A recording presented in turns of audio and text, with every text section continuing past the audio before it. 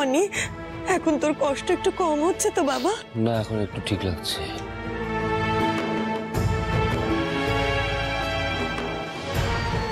গলার কাঁটাটা নেমে গেছে, এটাই স্বস্তির কারণ। আর কোনো অস্বস্তি নেই তো? না না, আর কিছু মনে হচ্ছে না।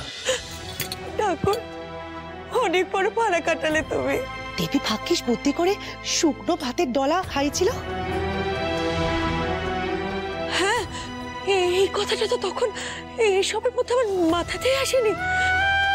মাছের কাঁটা গলায় লাগলে এটাই হলো সব থেকে সহজ টোটকা।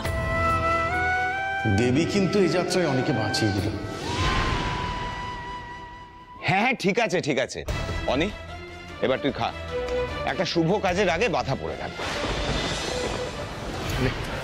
কি হলো? কি হয়েছে অনি? অনি ভাবে উঠে পড়লি কেন বাবা? অনি, আইবুড়ো ভাতের খাবার ফেলে যে উঠতে নেই, খেয়ে নাও আগে। আমি এত নিয়ম কানুনে এমনিও বিশ্বাস করি না। ঠিক আছে ঠিক আছে, ওকে খাওয়া দাওয়া নিয়ে আর জোরাজোরি করো না। অনি যেতে চাইছে, যেতে দাও। অনি যা বাবা যা, আর একটু কাজ আছে, ঘুরে আসছি।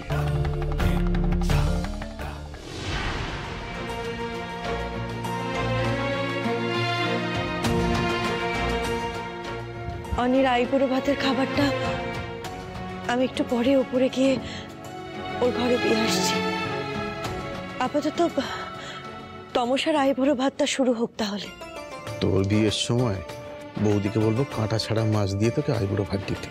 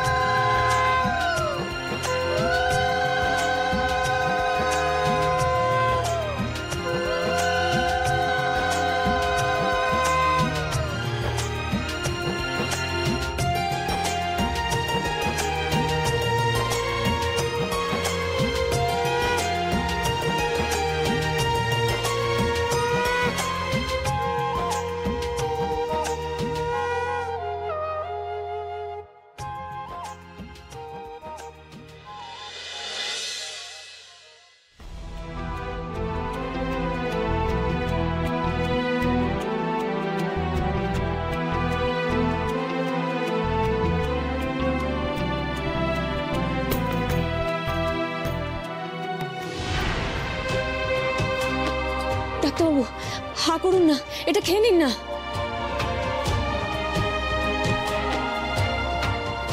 গিলে নিন ডাক্তারবাবু, দয়া করে গিলে নিন।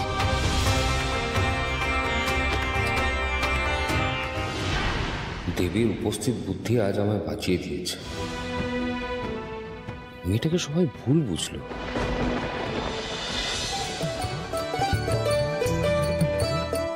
এই বুড়ি, কাকাই তো কিছুই খেতে পারলো না, তুমি বুঝি সব খাবে?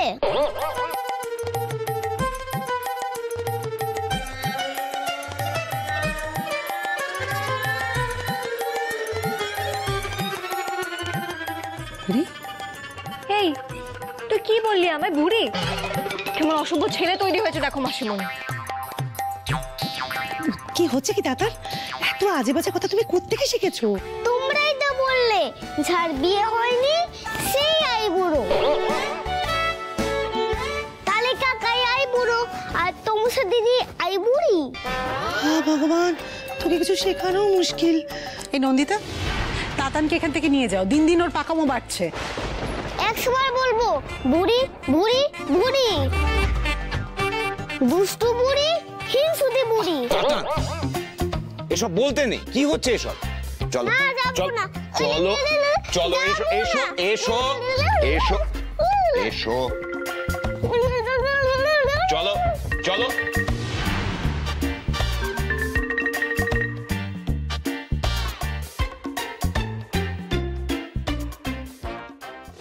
তমসা তমসা তমসা, বারবার ওই মেয়েটার জন্য অনিকেত আমার হাত থেকে বেঁচে যাচ্ছে। আর এখন তো শিয়রে সমন, কমলে কামিনীর মন্দির থেকে ভেসে আসা সংকেত, এই সব কিছু আমার বিনাশকে ইঙ্গিত করছে। কিন্তু না, মহাকাল মহাকাল ভৈরবী চিরকাল, কিছুতেই আমার বিনাশ হতে পারে না। অনিকেতকে যেভাবেই হোক সরাতেই হবে, তাহলেই তমসার শক্তি নাশ হবে, চিরতরে সরিয়ে দিতে হবে। কাকে সরিয়ে দেবার পরিকল্পনা করছেন মা?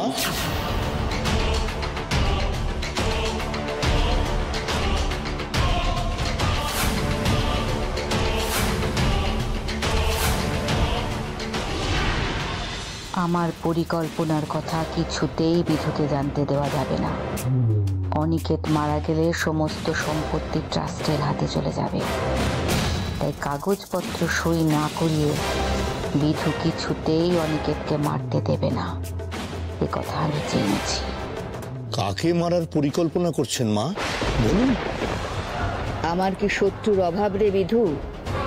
শত্রুকে সমূলে বিনাশ না করতে পারলে নিজেরই বিনাশ হয়।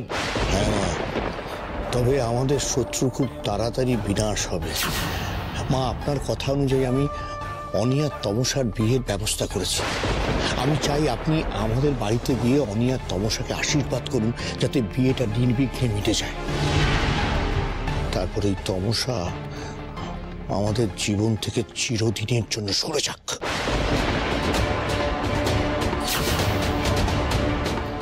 যাব, অবশ্যই যাব। আমিও বাড়িতে পা রেখে অনিকেতের বিনাশ লিখন লিখে আসব।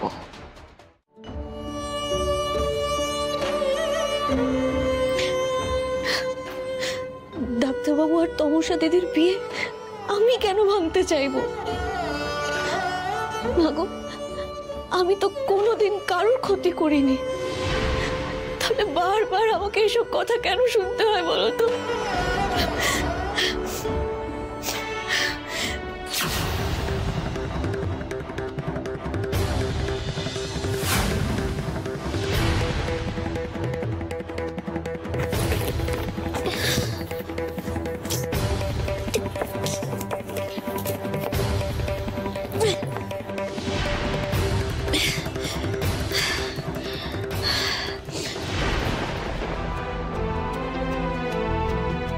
আপনি এখন ঠিক আছেন তো? Thank you. তখন তুমি কাজটা বুদ্ধি করে করেছিলে। বড় কথা হলো আপনি এখন ঠিক আছেন। এমনিতেই সবার মনে হয় যে আমি ইচ্ছে করে ক্ষতি করার চেষ্টা করি, আপনারও তাই মনে হয়। সেই জন্যই তো আপনি বলেন আমি যেখানেই যাই সেখানেই নাকি কোনো না কোনো দুর্ঘটনা ঘটে। সে তো 100 বার ঘটে, কিন্তু এই ক্ষেত্রে তোমার কোনো দোষ ছিল না। কিন্তু আমি তো এই কথাটা কখনো বলিনি যে তুমি ইচ্ছে করে কারো ক্ষতি চাও। একটা কথা বলবো, নিজেকে দয়ার চোখে দেখা বন্ধ করো। তোমাকে যখন যে কেউ অপমান করে সেটা তুমি মাথা পেতে নিয়ে নাও, আর এখন যখন আমি তোমাকে থ্যাংক ইউ বলছি তোমার ভালো কাজের জন্য, তুমি সেটা নিতে পারছো না। বিনয়ী হওয়া ভালো, but then please see to that যে এটা তোমার আত্মসম্মানকে আঘাত না করে। আসলে কি জানেন তো, সবাই না আমাকে ভুলই বোঝে। ভালো কাজ করতে গিয়েও খারাপ হয়ে যাওয়াটা আমার ভাগ্যের দোষ। যাই হোক, আপনি এসব কথা নিয়ে একদম ভাববেন না। দেবী, দেবী নিচে এসো তো। আসি গিন্নি মা। আচ্ছা ঠিক আছে, আমার একটু কাজ আছে।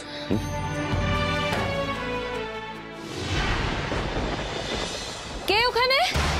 কে কে? কেউ একটা ছিল মনে হচ্ছিল না?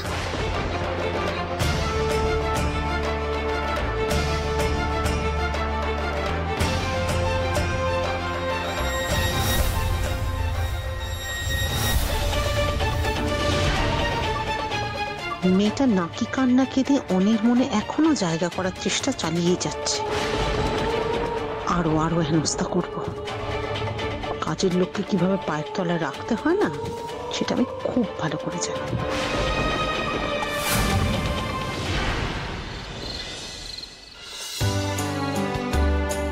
না।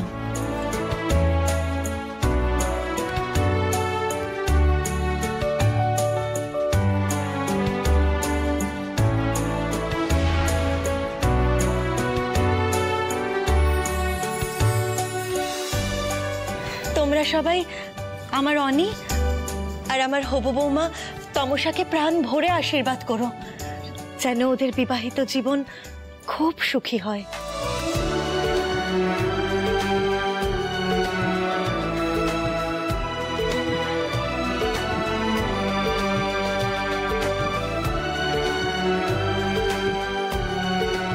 আচ্ছা মেজো মাইমা, বাড়িতে যখনই কোনো শুভ অনুষ্ঠান হয় তখন তুমি সবাইকে এত দান ধ্যান করো কেন?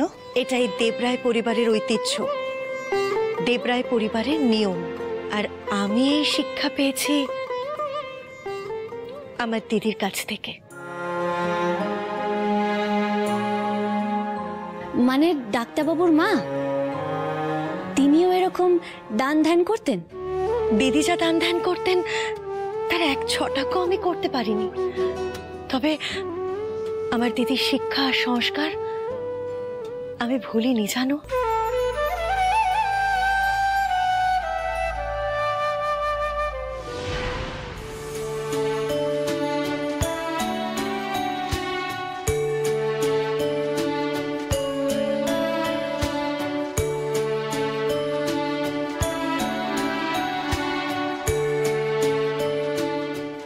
দিদি, সবার কথা তুমি সমানভাবে ভাবো কি করে?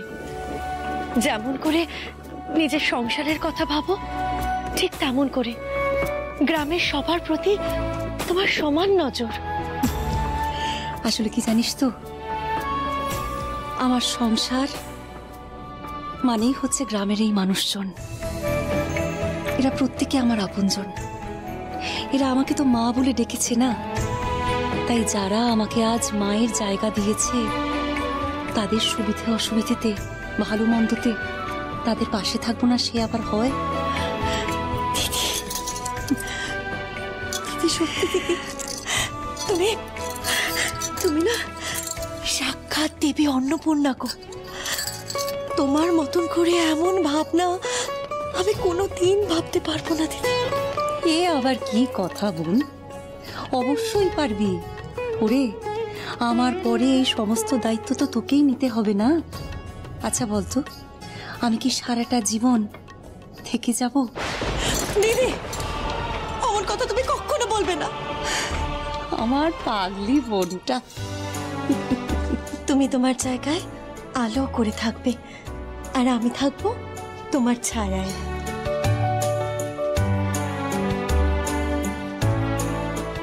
গিন্নিমা, এই শাড়িটা আপনি আমাকে দিলেন?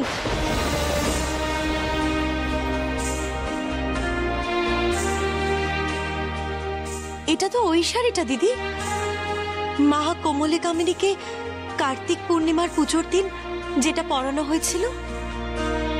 কার্তিক পূর্ণিমার এই বিশেষ পুজোর পর আমাদের গ্রামে যে মেয়ের প্রথম বিয়ে হয় সেই এই শাড়িটা পায়। কিন্তু জানিস কি অদ্ভুত ব্যাপার, কাল রাতে আমি স্বপ্ন দেখলাম, দেখছি আমার অনির সাথে যে মেয়ের বিয়ে হচ্ছে তার গায়ে এই শাড়ি। অনির বিয়ে? সে তো বহু বছর দেরি। হ্যাঁ, সে তুই ঠিকই বলেছিস, কিন্তু দেখ যখন যখন স্বপ্নে দেখলাম তখন মানতেই হবে যে এই ঈশ্বরের ইঙ্গিত। তাই এই শাড়ি আমি যত্ন করে আমার কাছে রেখে দেব আমার অনির বউয়ের জন্য। আপনারা আমাকে ক্ষমা করবেন। হ্যাঁ, আমি এই শাড়ি আমার অনির বউয়ের জন্য রাখলাম। ভুল করে এই শাড়িটা চলে গিয়েছিল।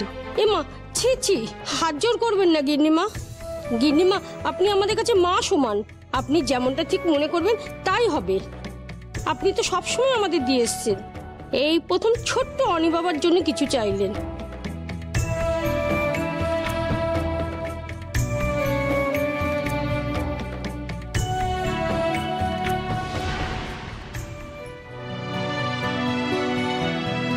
ডাক্তারবাবু মা সত্যি ঈশ্বরতুল্য মানুষ ছিলেন।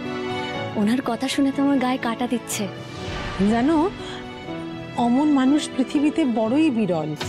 সবাই তো শুধু নিজের কথা ভাবে, কিন্তু দিদি ভাই, তুমি কিন্তু বড়দির পথেই হেঁটেছো। তুমি সে শিক্ষা ভুলোনি বলেই না গ্রামের মানুষ তোমাকে এত ভালোবাসে। গিনিমা, আমি একটু রান্নাঘরের দিকে যাচ্ছি, কাল ভোরের জন্য কাজটা এগিয়ে রাখি। এসো, তোমরা একটু অপেক্ষা করো, আমি এক্ষুনি আসছি।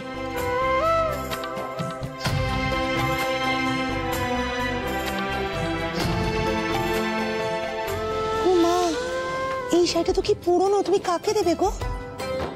নন্দিতা, এই শাড়িটার মূল্য কতটা তুমি বুঝবে না।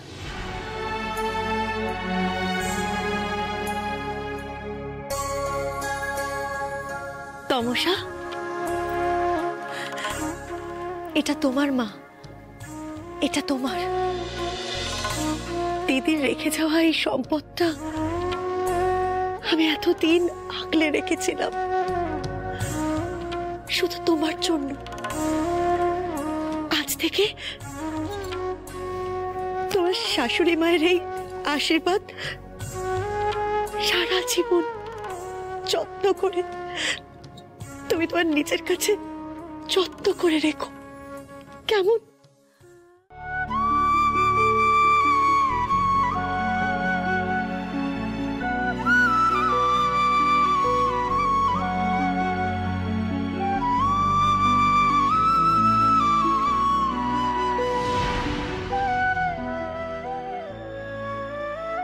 অনি,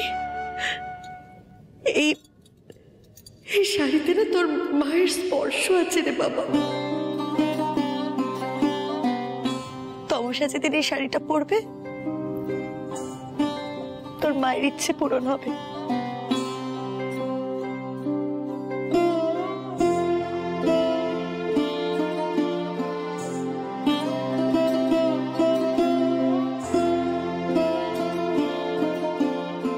তমসা, নাও শাড়িটা। তোমরা একটু দাঁড়াও, আমি একটু আসছি।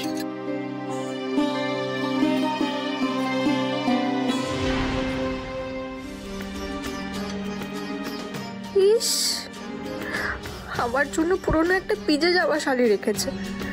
এর থেকে তো গ্রামের লোকজনদের ভালো শাড়ি দিচ্ছে।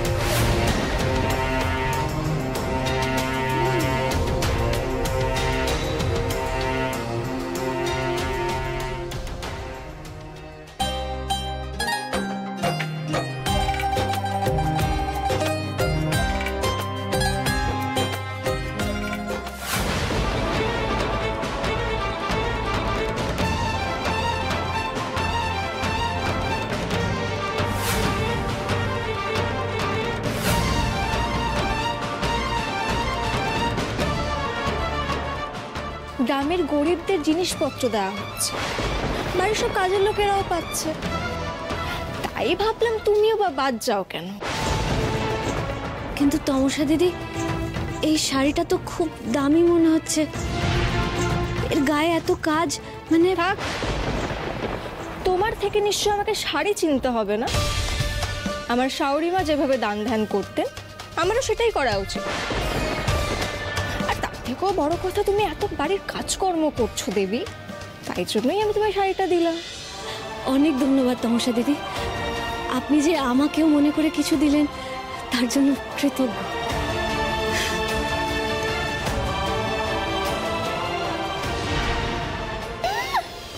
আমি কৃতজ্ঞ? আশিমণি আমাকে বলেছে ওর জায়গাটা ওকে বারবার বুঝিয়ে দিতে। ও যে বাড়ির কাজের লোক, সেটা আমি ওকে কিছুতেই বলতে দেব না। তোমা, এই তোমা, নিচে আয় তাড়াতাড়ি। হ্যাঁ, আসছি। মা, এবার আপনি অনি আর তমসাকে আশীর্বাদ করুন।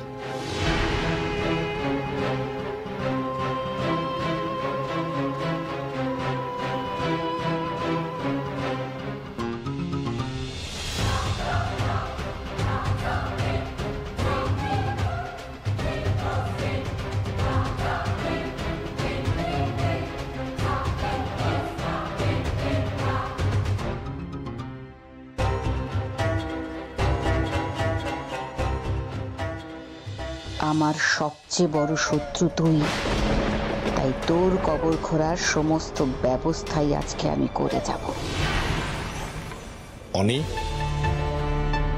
দাঁড়িয়ে রইলি কেন? যা, ভৈরবী মাকে প্রণাম কর। কিরে, শুনতে পাচ্ছিস না? কর।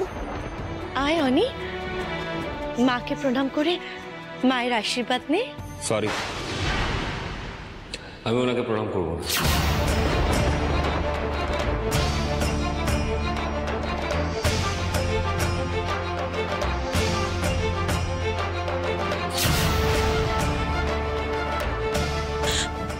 এ কেমন কথা অনি? উনি তোদের আশীর্বাদ করতে এ বাড়িতে এসেছেন। শুভ কাজের আগে ওনার আশীর্বাদ নেওয়াটা জরুরি। বললাম তো, যা পারবো না তা পারবো না, আমাকে প্লিজ জোর করো না। বিধু, আশীর্বাদ তাকেই করা যায় যে মাথা নত করে।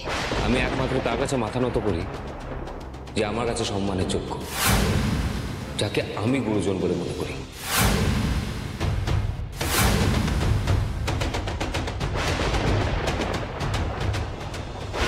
মূর্খ, আমার কাছে যে মাথা নত করে না তার আমি এমন ব্যবস্থা করি সে আর জীবনেও মাথা তুলে দাঁড়াতে পারে না।